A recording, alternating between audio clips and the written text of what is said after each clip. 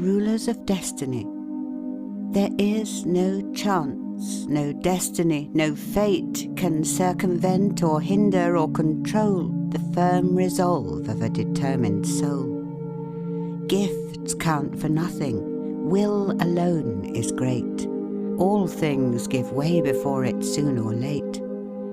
What obstacle can stay the mighty force of the sea-seeking river in its course, or cause the ascending orb of day to wait? Each well-born soul must win what it deserves. Let the fool prate of luck. The fortunate is he whose earnest purpose never swerves, whose slightest action or inaction serves the one great aim. Ella Wheeler Wilcox. There is always room for a man of force. Emerson. The king is the man who can. Carlyle.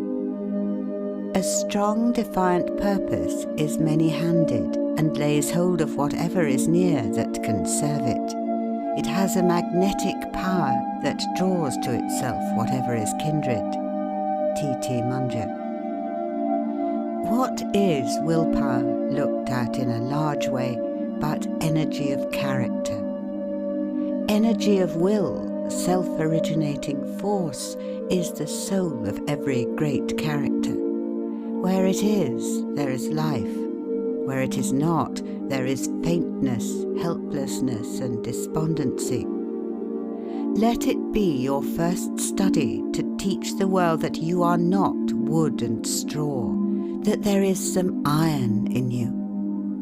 Men who have left their mark upon the world have been men of great and prompt decision. The achievements of willpower are almost beyond computation.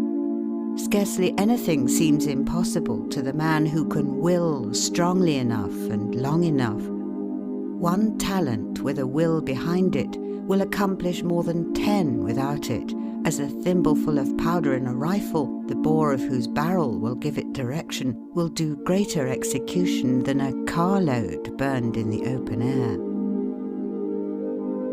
The wills, the won'ts, and the can'ts. There are 3 kinds of people in the world, says a recent writer, quote, the wills, the won'ts, and the can'ts. The first accomplish everything, the second oppose everything, the third fail in everything, end quote. The shores of fortune, as Foster says, are covered with the stranded wrecks of men of brilliant ability, but who have wanted courage, faith, and decision, and have therefore perished in sight of more resolute but less capable adventurers who succeeded in making port. Were I called upon to express in a word the secret of so many failures among those who started out with high hopes, I should say they lacked willpower. They could not have will. And what is a man without a will? He is like an engine without steam. Genius unexecuted is no more genius than a bushel of acorns in a forest of oaks. Will has been called the spinal column of personality. The will in its relation to life, says an English writer, quote, may be compared at once to the rudder and to the steam engine of a vessel, on the confined and related action of which it depends entirely for the direction of its course and the vigour of its movement. End quote. Strength of will is the test of a young man's possibilities. Can he will strong enough and hold whatever he undertakes with an iron grip? It is the iron grip that takes and holds. What chance is there in this crowding, pushy, selfish, greedy world where everything is pusher or pushed for a young man with no will, no grip on life? The man who would forge to the front in this competitive age must be a man of prompt and determined decision. A tailor's needle. It is in one of Ben Jonson's old plays, quote, when I once take the humour of a thing, I am like your tailor's needle. I go through with it. End quote. This is not different from Richelieu, who said, quote, When I have once taken a resolution, I go straight to my aim. I overthrow all, I cut down all." End quote. And in business affairs, the counsel of Rothschild is to the same effect. Quote, "Do without fail that which you determine to do." End quote. Gladstone's children were taught to accomplish to the end whatever they might begin, no matter how insignificant the undertaking might be. What is worse than rashness? It is irresolution that is worse than rashness. "He that shoots," says Feltham, quote, "may sometimes hit the mark, but he that shoots not at all can never hit it. Irresolution is like an ague. It shakes not this nor that limb, but all the body is at once in a fit." End quote. The man who is forever twisting and turning, backing and filling, hesitating and dawdling, shuffling and parleying, weighing and balancing, splitting hairs over non-essentials, listening to every new motive which presents itself, will never accomplish anything. But the positive man, the decided man, is a power in the world and stands for something. You can measure him and estimate the work that his energy will accomplish. Opportunity is coy, is swift, is gone before the slow, the unobservant, the indolent, or the careless can seize her. Vigilance in watching opportunity, said Phelps, quote, tact and daring in seizing upon opportunity, force and persistence in crowding opportunity to its utmost of possible achievement, these are the martial virtues which must command success. End quote. The best men, remarked Chapin, quote, are not those who have waited for chances, but who have taken them, besieged the chance, conquered the chance, and made chance the servitor. End quote. Is it not possible to classify successes and failures by their various degrees of willpower?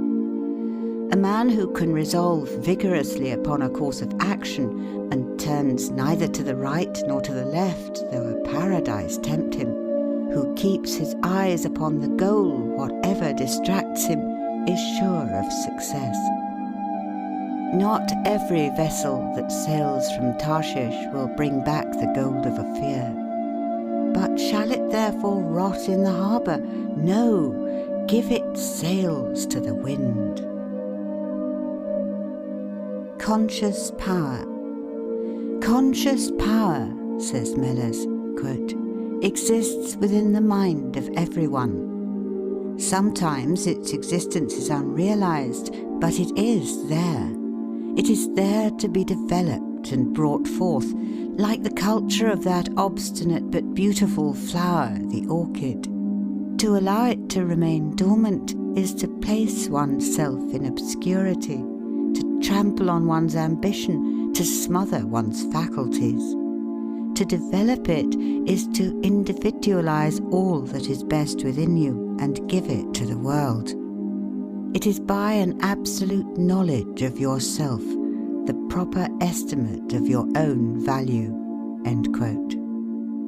There is hardly a reader, says an experienced educator, quote, who will not be able to recall the early life of at least one young man whose childhood was spent in poverty and who, in boyhood, expressed a firm desire to secure a higher education. If, a little later, that desire became a declared resolve, soon the avenues opened to that end. That desire and resolve created an atmosphere which attracted the forces necessary to the attainment of the purpose. Many of these young men will tell us that, as long as they were hoping and striving and longing, mountains of difficulty rose before them, but that when they fashioned their hopes into fixed purposes, aid came unsought to help them on the way. End quote. Do you believe in yourself? The man without self-reliance and an iron will is the plaything of chance, the puppet of his environment, the slave of circumstances. Are not doubts the greatest of enemies? If you would succeed up to the limit of your possibilities, must you not constantly hold to the belief that you are success organized and that you will be successful no matter what opposes? You are never to allow a shadow of doubt to enter your mind that the Creator intended you to win in life's battle. Regard every suggestion that your life may be a failure, that you are not made like those who succeed, and that success is not for you, as a traitor, and expel it from your mind as you would a thief from your house. There is something sublime in the youth who possesses the spirit of boldness and fearlessness, who has proper confidence in his ability to do and dare. The world takes us at our own valuation. It believes in the man who believes in himself, but it has little use for the timid man, the one who is never certain of himself, who cannot rely on his own judgment, who craves advice from others and is afraid to go ahead on his own account. It is the man with a positive nature, the man who believes that he is equal to the emergency, who believes he can do the thing he attempts, who wins the confidence of his fellow man. He is beloved because he is brave and self-sufficient. Those who have accomplished great things in the world have been, as a rule, bold, aggressive, and self-confident. They dared to step out from the crowd and act in an original way. They were not afraid to be generals. There is little room in this crowding, competing age for the timid, vacillating youth. He who would succeed today must not only be brave, but must also dare to take chances. He who waits for certainty never wins. The law of the soul is eternal endeavour that bears the man onward and upward forever. A man can be too confiding in others, but never too confident in himself. Never admit defeat or poverty. Stoutly assert your divine right to hold your head up and look the world in the face. Step bravely to the front, whatever opposes, and the world will make way for you. No one will insist upon your rights while you yourself doubt that you have any. Believe you were made for the place you fill. Put forth your whole energies. Be awake. Electrify yourself. Go forth to the task.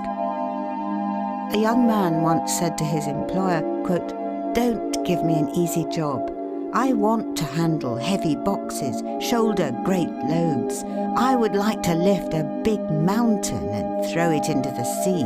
End quote.